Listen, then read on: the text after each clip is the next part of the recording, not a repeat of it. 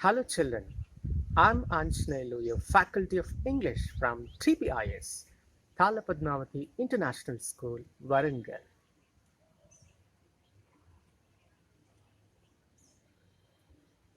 Matrudevo Bhava, Pitrudevo Bhava.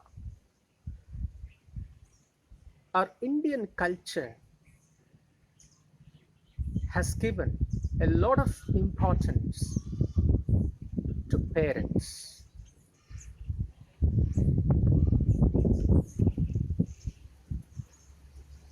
We have given first place to our parents, even before God and our Guru. And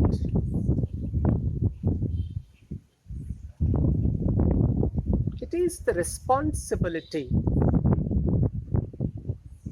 of a son or a daughter to look after the parents, to give all the love and care. These days we find children, the grown-up children, are not taking care of their old parents, forgetting the love and affection with which they were brought up by their parents. Very ruthlessly, they are sending their parents to the old age homes. And in some cases, the old parents have to find an orphanage home where they can find some shelter. This is the condition of old parents these days. But yet, there are children, there are sons and daughters in this world who love their parents so much and who do everything for their parents. So today, we are going to learn about the story of such loving son from Japan. Once there lived a young man called Taro in Japan. He lived on a lonely hillside with his mother and father. Taro was a woodcutter, and you know what woodcutters do. Every morning, Taro would go into forest and he would chop the wood, means he would cut the wood into pieces and he would sell that wood to make some money. Taro was working hard,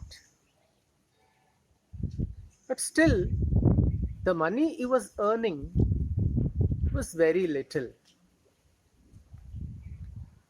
And this made Taro sad because I told you, he was a loving son.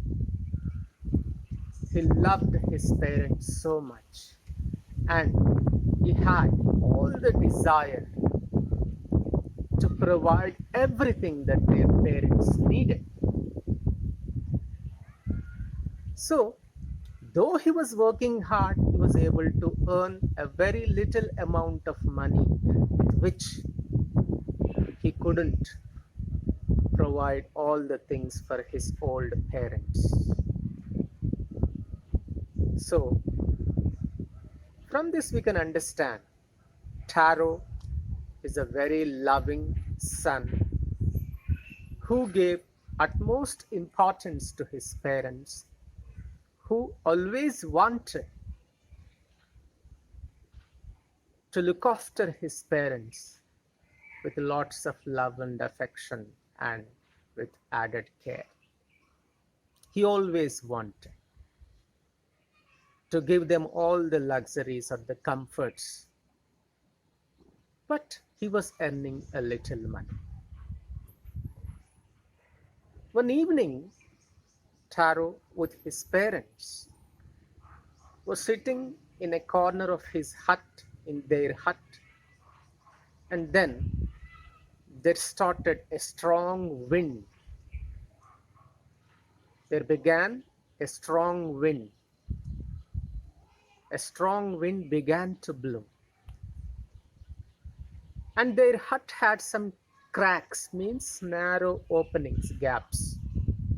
And through those cracks, through those narrow openings or gaps of the hut, the strong wind got inside the hut. And this made everybody inside the hut feel coldness. They were shaking. They were shivering in cold. Who? Taro and his parents. Then Taro's father said, I wish I had a cup of sake.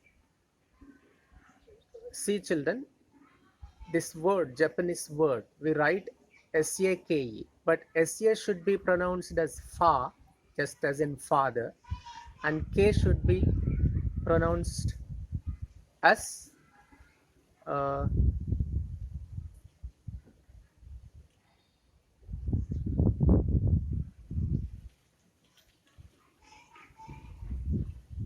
K, K, Fake. So his father said, when he was unable to bear that coldness of the strong wind, Taro's father said, I wish I had a cup of sake that would keep my body and heart warm. When Taro heard his father's word, he became even sadder. Why do you think he became so sadder when he heard his father's words? He didn't like his father asking something. No. He became sadder because he could not bring that sake to his father that would keep his old father comfortable and warm and comfortable. Because that sake, which is a Japanese drink, is very expensive. Then he began to think, what should I do to earn more money? How do I earn more money? How do I get that sake, a little amount of drink, to my old father? He went into thoughts and then he decided, I should work even harder to earn more money. I have to work harder, I have to earn more money, and I have to bring that sake to my old father. Who thought like this? Yes, Taro. What did he decide? He decided to work harder than before. Why? To earn more money. What he would do with that money? He would bring that sake, a Japanese drink, to his father. Next morning, Taro woke up earlier and he took up his axe and made his way into the forest. Why do you think he got up early today? To work more time, to get more wood, and that way he could earn more money. That was his plan. So early in the morning, he woke up and he went into the forest. And there he started working. What he would do in the forest? Yes, he would chop down the wood. And he was working hard, and soon the sun was very hot and he felt so warm. He had to remove the jacket he was wearing. Who? Taro. When he felt so warm, he thought of his old father. My poor old father. He wanted to be so warm, just like how nice it would be if he was as warm as I now, he thought. And when he remembered his father, when he thought of his father, he remembered his father's words. What he wanted to have a little, he wanted to drink sake, the Japanese drink. How that? How did he? How would he get it? If he earned more money, he could buy some amount of drink. So he started working harder. He was chopping down, he was cutting down. He was so thirsty, but still he continued to work. As Taro was cutting down, as Taro was cutting or chopping down the wood, suddenly he stopped his chopping. Why? He heard some sound. And when he listened to the sound, he felt like some rushing water, some flowing water. He felt very strange because he had never heard of any rushing water sound earlier. So when he heard that sound, he couldn't stop himself. Why? Taro was very thirsty. So he dropped his axe and he ran in the direction of that sound. And he ran and ran, and finally he found some waterfall, a small waterfall that was behind a rock. Immediately he went near the waterfall and he coupled his hands and he drank water. And when he drank, he was surprised. Why? When he drank that water, it tasted like sake. He was in dilemma. Am I dreaming or is it real? Is it really the delicious sake? Once again, he drank.